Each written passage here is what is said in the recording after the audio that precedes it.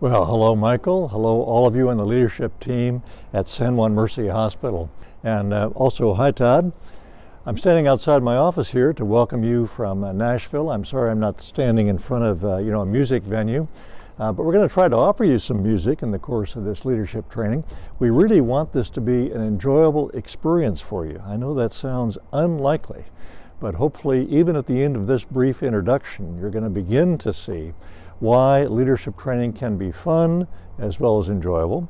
And the reason we want it to be fun is because people learn better when the work is punctuated by occasional bits of lightheartedness. My mother's 105, and she insisted that I also present to you this razzmatazz introduction. Erie Chapman is a national leader in healthcare and the foremost spokesperson for the loving care movement in America. Erie has had a distinguished career as a trial lawyer, veteran hospital CEO, judge, and regional Emmy Award-winning television producer and host. As president and CEO of Riverside Hospital at the age of 33, Erie developed one of the first hospital-based health promotion centers in the country. As president and CEO of Ohio's largest hospital, Riverside Methodist, he founded what is now the giant Ohio Health System in Columbus. Over 12 years, Erie led Riverside Methodist to a position as one of America's finest. Shortly after the turn of the millennium, as president of Nashville's Baptist Hospital System, Erie Chapman founded the Healing Hospital and the concept of radical loving care. Through his books and films, and through the Journal of Sacred Work, Erie has passionately, sometimes humorously, and always eloquently advanced the message that too many of America's hospitals and charities are failing to live up to their own mission statements, and that the only answer is to reawaken our own humanity by restoring love to the center. Ladies and gentlemen, the leader of the loving care movement, Erie Chapman. Thank you very much. Thanks, Bob. You can all be seated now. I've spent the last several days preparing this work for you, and actually I've spent the last decades trying to figure out what is it that helps leaders learn best.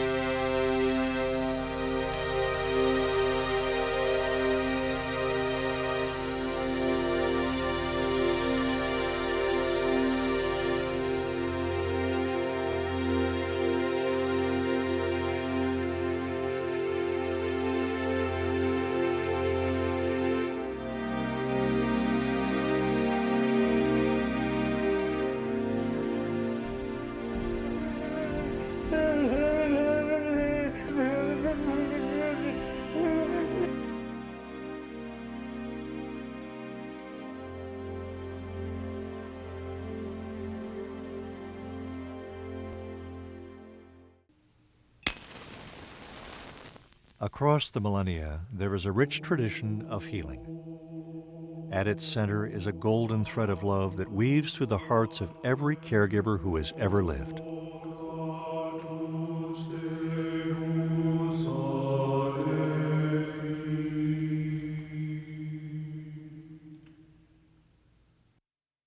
There is an ancient belief that each of us has a calling, sealed orders within us that are waiting to be opened by our lives. Those who hear this call of love and live it out in their life's work are those who possess a servant's heart.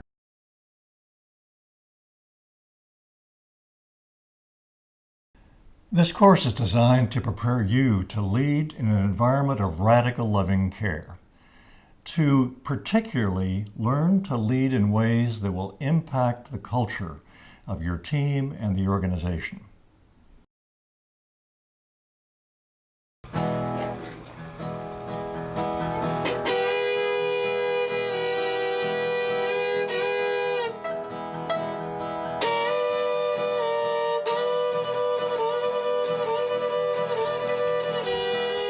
And that's what's happening here as two parents and a doctor in the special care nursery at Nashville's Baptist Hospital take up their instruments for some fun.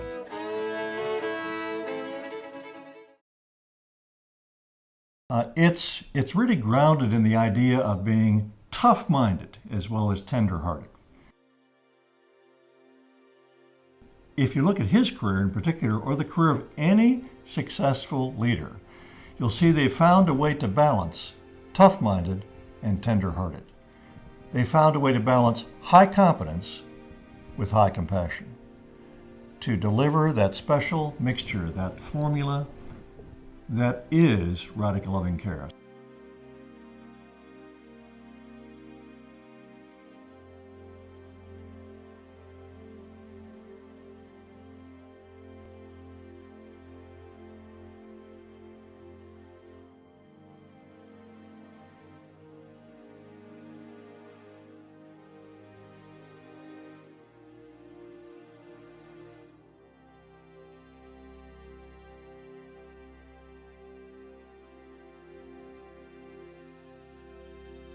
Caring for people in need is, for some, the very definition of meaning.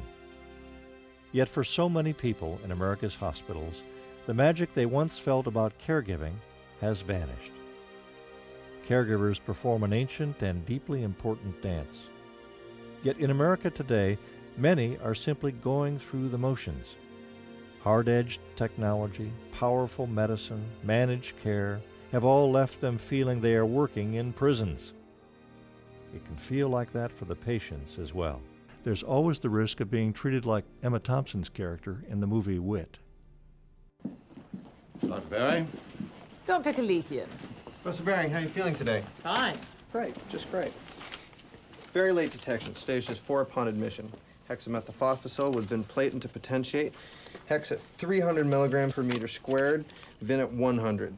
Today is cycle 4, day 3. All cycles are at the full dose. Primary site is here, behind the left ovary.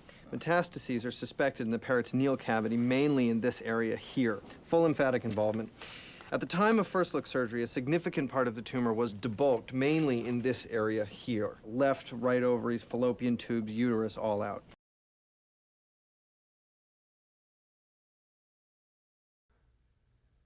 Think of the powerful similarity between prisons and hospitals. Prison numbers, patient numbers. Prison cells, patient rooms. Prison uniforms, patient gowns. Cold corridors, long hallways. Restricted visiting hours, restricted visiting hours. We can change all of this. We can transform our workplace into a place we love to enter. Well, our missions call for us to give the best care, right? I mean, pretty much every hospital, hospice, charity offers that. No one wants to say, come to us. We're pretty good. We're okay. In fact, sometimes organizations will crow about the fact that they're in the 71st percentile for patient satisfaction. I mean, I had people tell me that at Riverside Methodist Hospital, largest hospital in Ohio, when I went to lead that organization. And I thought, okay, do I want to take my mom there? Do I want to recommend this place to people I care about? Do I want to say to them, hey, come to Riverside Methodist Hospital? We're, a little bit above average. We launched a program that parallels this radical loving care approach exactly. We built a culture. It took us a year. We went from the 71st percentile to the 81st percentile. After that, we went the next year to the 86th percentile, averaging across the year. And then we went into the 90s, 93, 95, up to the 98th percentile. We never went below the 94th percentile for the next 10 years. All right, that's nice. What about budget performance? It went, I'm going to use my arm here, it went like that. I know that'll make the finance people feel happy to know that that can be the case. How about clinical performance, clinical outcomes? Same thing. Up, up, up, better and better, richer, stronger clinical performances, to the point where Riverside Methodist Hospital went from being unranked to one of the top 10 hospitals in the country.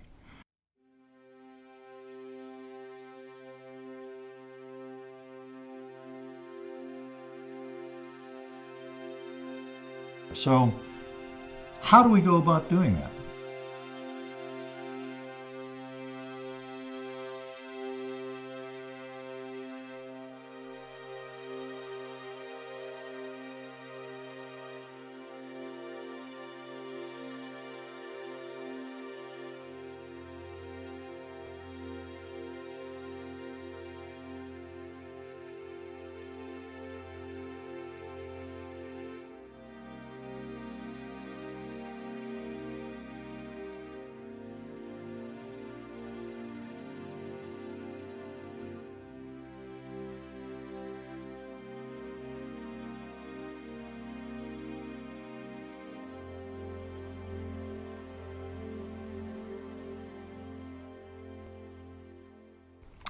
The Healing Hospital Leadership Intensive uses a core approach. It's called the case study approach.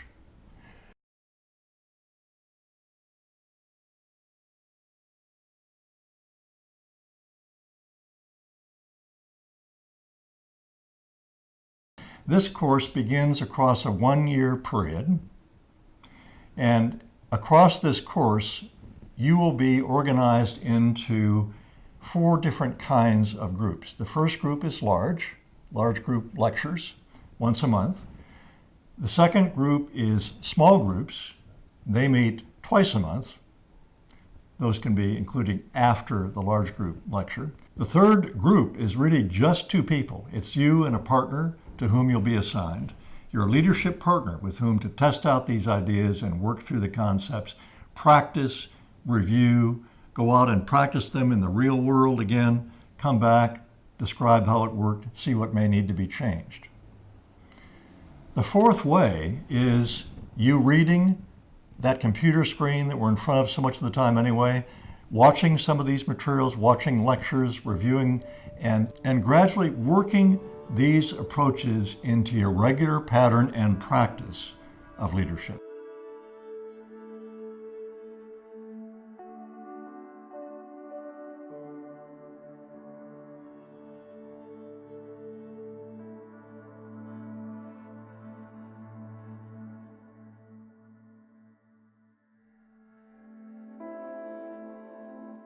Love is the most powerful energy in the world. So we talk about radical loving care, radical loving leadership, and we mean it. And if you're a patient and you experience this kind of sacred encounter we talk about, where need comes to meet love, you discover that this love is healing for you.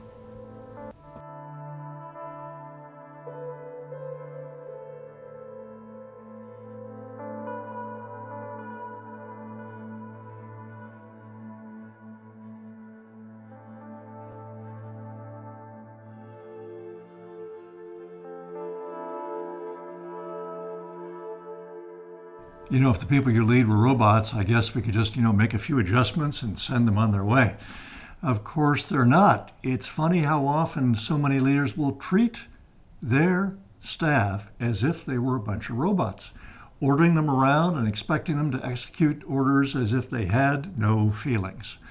So that's the reason why leadership is so difficult and delicate. They need to focus on our own humanity in order to reach the humanity of others. How would we like to be led?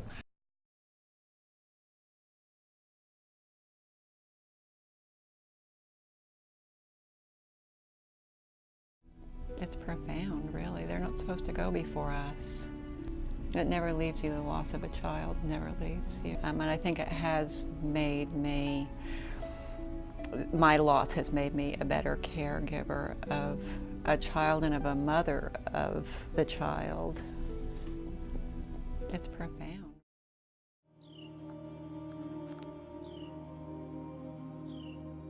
I know you try real hard to stay happy. And you know what? You do a great job at it too, bud. You do a lot better job at it than I do. You keep me happy. I know, but it's sometimes too hard. I know. Sometimes it's very hard. Hard for mother and sister and family as they wrap their love around a precious child whose life cannot be saved.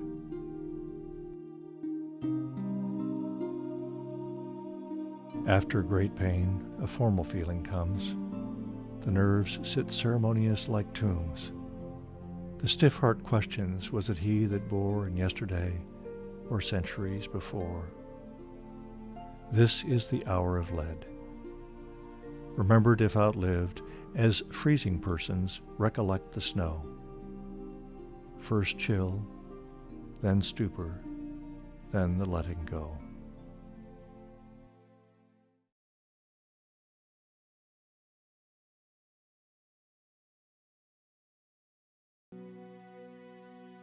Good leaders take care of staff. I think the most important thing that I can do is take care of the people. Happy birthday to you. I know we say that all the time, but honestly, it's that's what keeps me awake at night when I am awake at night, is trying to see how I can better provide the atmosphere where the people can be better cared for. In our teaching through the Erie Chapman Foundation, we like to use symbols, and this is the most important one. It's this Venn diagram right here, a way to show this crucial connection where love meets need. Where love meets need, it's right here. This is where the sacred encounters and the 5 different relationships occur, right here. And here is where they don't meet. This is the transaction. This is the kind of hand somebody a glass of water even though they told you they're scared, but you don't deal with the scared part. You just say, yeah, here's the glass of water. That's something a robot can do. Only a human being can bring love in this particular way to meet need. The phrase that goes with this encounter is live love, not fear. Live love, not fear. This phrase came from the notion that I observed that there were a lot of scared people in hospitals, and it wasn't just the patients. A lot of people come to work frightened every day. They're frightened of their supervisor, they're frightened they're going to make a mistake, and as a result, of course, if you're fearful you're going to make a mistake, you increase the chance you'll make the mistake. But in terms of leaders in healing hospitals really need to appreciate the power of loving care. That's the way in which we lead, because that's the approach that brings out the best in people. The way in which teams support each other causes success or failure. That's the center of it. It's all about the culture of the group. And you know this is true because if you walk into a negative culture, new employee, right? New employee comes to the door, hi, I'm new here. Tell me, I'm just really happy. It's my first day. Oh. You want to bring it down a little bit? Where you working? Wherever. Oh, gee, you got her. Oh, you got the worst supervisor. Oh, my God. Well, now, what's happening, right? However well you're looking, you're feeling awful. You see how important it is. And the part that we underestimate is your ability to impact that.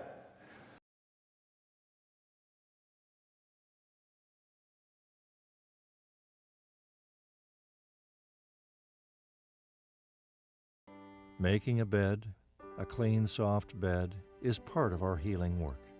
Going in, cleaning the room, making up their beds, or doing the floors. It helps them to have a neat, clean bed. making them comfortable as they can be for the patient. That's what you're here for, is to make them comfortable. And yeah, I know Mr. Emerton. He's a real nice man. He's had his ups and downs. He's real sick right now. I don't want to interrupt him from, you know, if you don't want to talk to me, you know, that's fine. What you there for? I'm there for him if he needs me, or, you know, he needs anything from me or the nurses. And I just love what I do.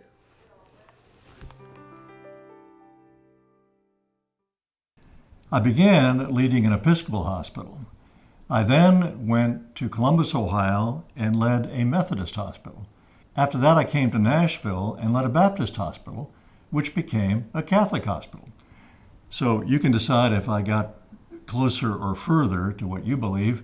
What happened is I got a deep grounding in leading faith-based organizations. Of course, I think every hospital system, every healthcare system ought to have a strong spiritual grounding, because this is sacred work. This is meaningful work. 40 or 40. I feel that pressure. Your lots of small blood pressure covered. First baby is going to be feet first. You do? Just a little feet. And some behind. There it comes. Well, I'll be damn right. It's a boy. It's the boy. Oh, God. He's the boss. He's going to be the boss. Boy, baby.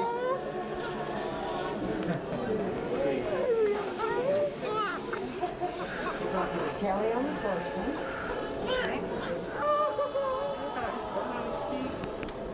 He's a nice one. Yeah.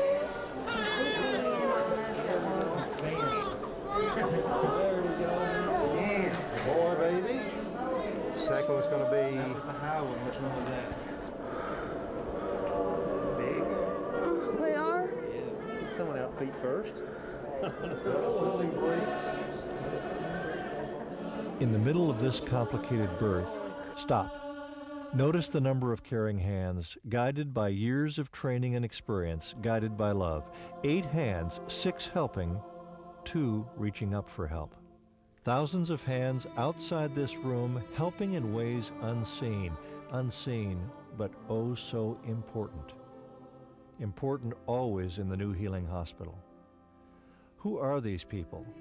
Our partners, our brothers and sisters, whose impact we feel, whose voices we know, but who we often never even see or never notice until now. Until now, when we begin to appreciate, perhaps for the first time, how critical, how important, how crucial, how significant the efforts of their hands, their hearts, and their minds are here in the New Healing Hospital. Oh, God, please say the next one's a girl. I think soccer mom should be Yep.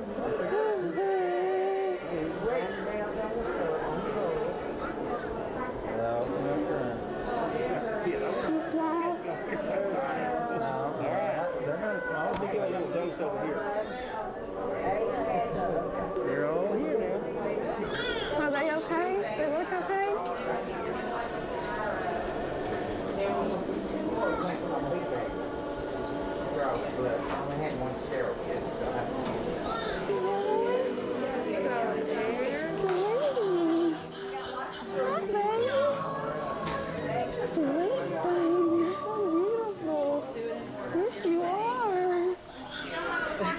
Boy?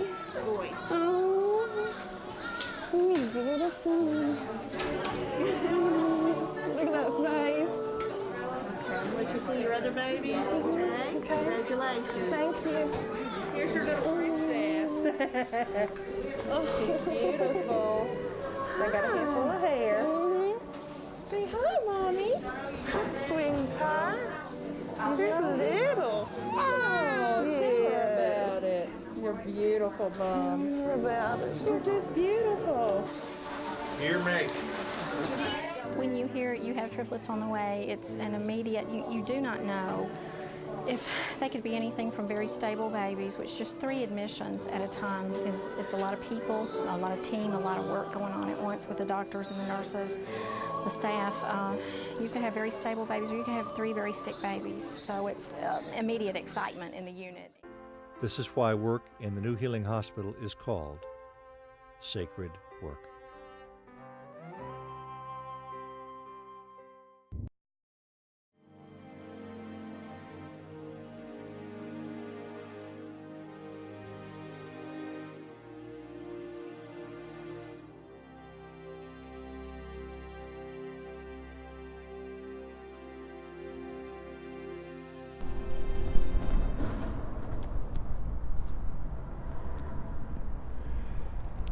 Hey, it's the night of the super blue blood red moon. I don't know if you can even see it back there, right over my shoulder. It's not looking very clear right now, but it looks bright in person. I hope you're having a wonderful time. I'm sorry I'm not with you out there. I will be with you across this journey into the world of radical loving care, a world where you have the chance to improve the quality of life for everyone around you, to bring healing, to bring love. Good luck to all of you.